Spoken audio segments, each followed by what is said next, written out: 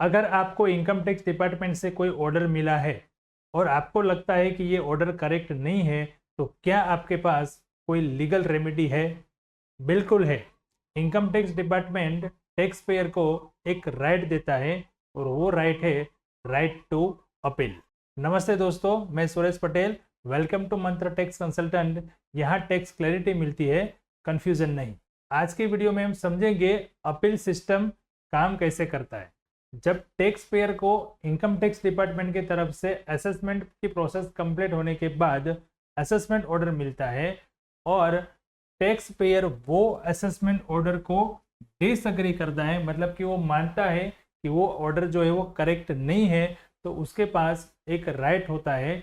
वो राइट ये है कि वो हायर अथॉरिटी के पास जा सकता है और अपील कर सकता है। बस इसी प्रोसेस को हम करते हैं, कहते हैं appeal.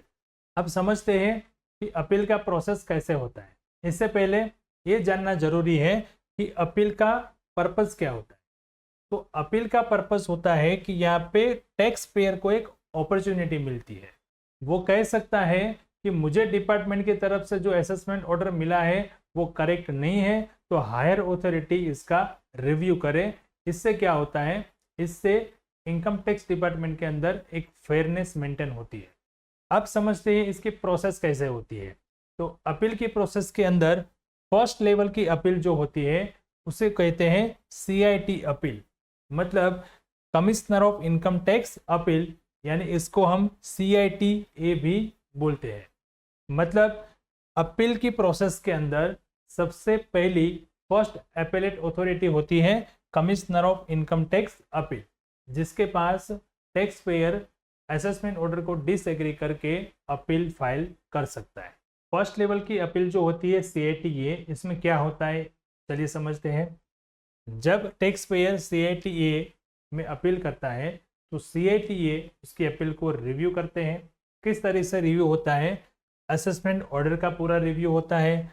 Argument of tax payer के क्या आर्ग्यूमेंट है, मतलब उनको पूरा सुनते हैं कि वो क्या कहना चाहता है।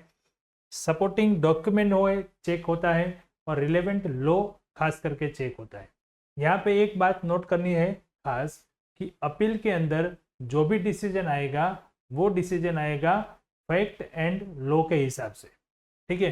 तो अपील जो होती है उसका फर्स्ट लेवल पे जब CITA के अंदर अपील होता है तो इस तरीके से वो अपील को रिव्यू करते हैं। उसके बाद डिसीजन क्या होता है, तो डिसीजन हो सकता है उसका कंफर्म ऑर्डर, यानी कि यहाँ पे टैक्स पेयर को जो अपॉर्चुनिटी मिली थी उसको पूरा सुनते हैं, पर यहाँ पर अगर लॉ के हिसाब से या फैक्ट के हिसाब से कुछ ऐसा नहीं लगता कि ऑर्डर इनकरेक्ट है, तो वो ऑर्डर कंफर्म होता है।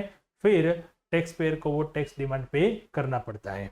कभी कभी मॉडिफाई होता है ऑर्डर, यानी कि टैक्स पेयर को सुन के ऐसा लगता है कि कुछ डिपार्टमेंट की गलती है या कुछ इनकरेक्ट इन्फॉर्मेशन है, जो एडिशन किया गया है वो बहुत ज़्यादा है या उसको कम करने जैसा है, या अगर नहीं है तो मॉडिफाई हो सकता है। या कभी कभी केस के अंदर ऑर्डर कैंसल भी हो सकता है, मतलब कि यहाँ पे टैक्स डिमांड जो टैक्स पेयर की है वो जीरो होती है और डिमांड यहाँ पे कैंसिल हो जाती है।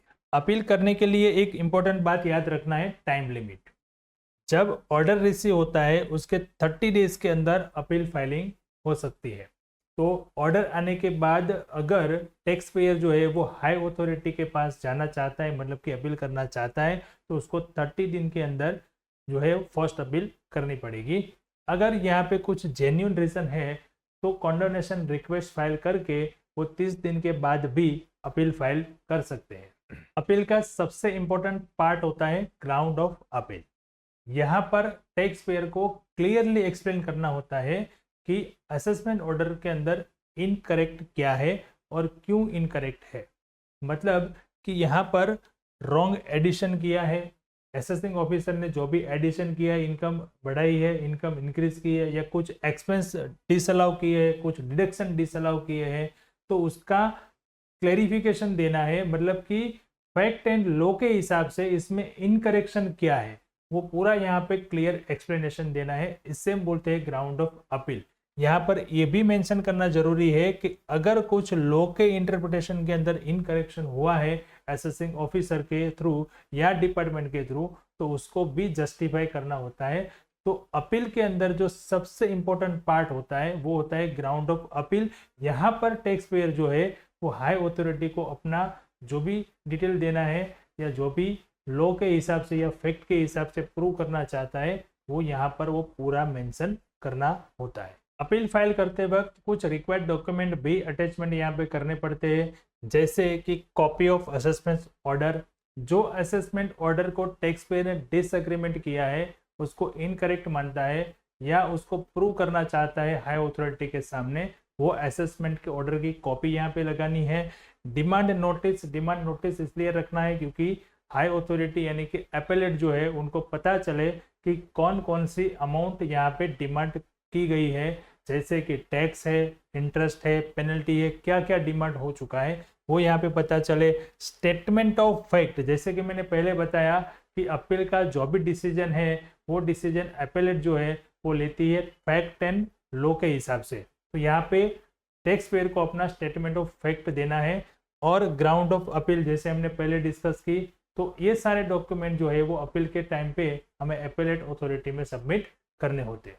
टैक्स लिटिगेशन में प्रॉपर रिप्रेजेंटेशन बहुत इंपॉर्टेंट रोल प्ले करता है। यहाँ पर कभी कभी एक्सपीरियंस प्रोफेशनल की सलाह लेनी जरूरी बन जाती है, क्योंकि अपील के अंदर हमें जो भी डॉक्यूमेंट प्रेजेंट करने हैं, जो भी हमें हमारा ओपिनियन यानी कि टैक्स पेयर अपना स्टेटमेंट ऑफ फैक्ट जो सबमिट करना चाहता है वो अगर प्रॉपर ड्राफ्टिंग किया हुआ है, यानी कि अपीलेंट को आप प्रॉपर तरीके से अपना जो भी पक्ष के वो समझा सके, उस पर डिपेंड होता है उसका डिसीजन।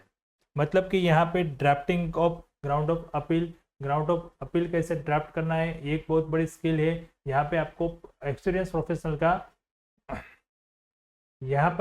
एक्सपीरियंस प्रोफेशनल की मदद लेनी जरूरी है।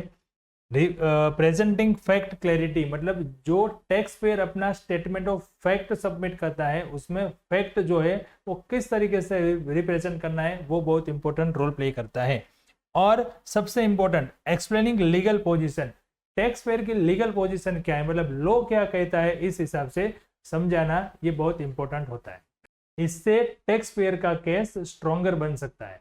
अपील सिस्टम टैक्स लॉ का इंपॉर्टेंट सेफगार्ड है।